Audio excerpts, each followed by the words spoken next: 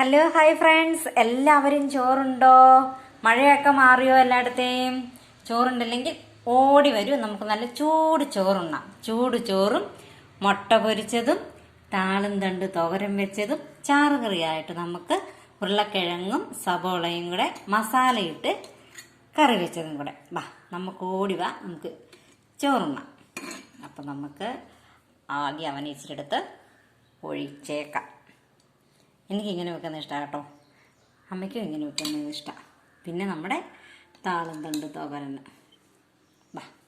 എല്ലാവരും ചോറുണ്ടോന്നേ, അതോ ചോറുണ്ണാൻ തുടങ്ങുന്നതേ ഉള്ളൂ? നമ്മളെപ്പോഴും ലേറ്റ് ആൾക്കാരല്ലേ, എല്ലാവരും നേരത്തെ ചോറുണ്ട് കഴിയും.